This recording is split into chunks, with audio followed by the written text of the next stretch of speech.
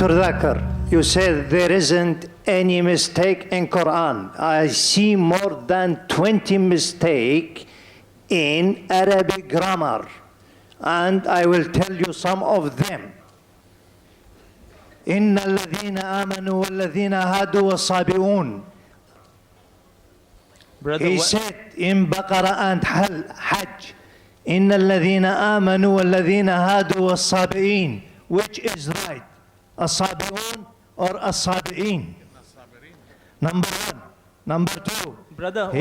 Brother, one question at a time, please. Yeah, but at the same thing, he said in Surah Taha 63, إِنَّ هَذَانِ لَسَاحِرَانِ. Mistake. إِنَّ هَذَيْنِ لَسَاحِرَانِ. Can you explain that?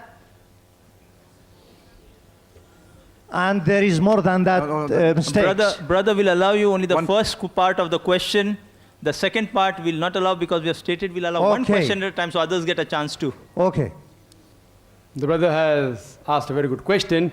I would like to be more concordant and agreeing. He has mentioned all 20 grammatical points. And the book is referring to Abdul Fadi. Abdul Fadi, correct? Is the Quran infallible? I can see some things. Yeah.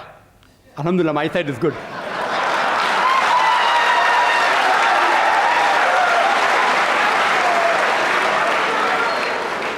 I will answer all 20 together.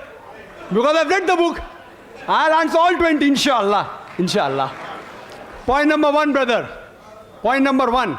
Point number one to be noted that all Arabic grammar is taken from the Quran. Quran was the highest Arabic book, a book which has the maximum level of highest literature. All the Arabic grammar has been derived from the Quran. Quran is the textbook of grammar. Since Quran is the textbook of grammar and all the grammar is derived from the Quran can never have a mistake. Point number one. Point number two. Point number two. Point number two. It is like, taking a ruler and the ruler is there, has a measurement, and you're saying the measurement is wrong. It sounds illogical. Point number two. In the different tribes of Arabia, and Arabic, and Dr. William Campbell also will agree with me, in different Arabic tribes, the grammar keeps on changing.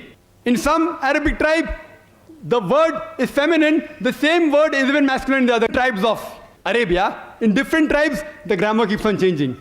Even the gender keeps on changing. So will you check Quran with that faulty grammar? No. And furthermore, the eloquence of Quran is so high.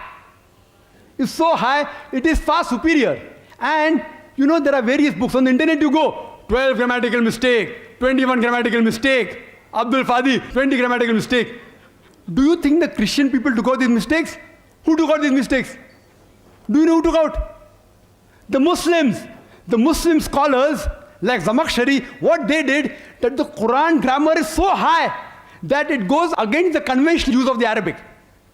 The Quran grammar is so high, to prove the Quranic grammar was high, they gave examples. And I'll give you a couple of examples which will answer all his 20 questions. They give the example, like read in the Quran, it says that the people of Lut, alayhi salam, they rejected all the messengers. They rejected the messengers that's mentioned. Dr. William Campbell said, the people of Noah, they rejected the messengers. We know from history that there was only one messenger sent to them. So it has a grammatical mistake. Quran should have said, the people rejected the messenger, not messengers. I agree with you. With layman grammar like how you and I know, it may be a mistake. But if you read the books written by Arabs, what is the beauty of the Quran? The beauty of the Quran is, why does the Quran refer messengers instead of messenger? You know why? Because we know that the basic message of all the messengers was same, that there is one God.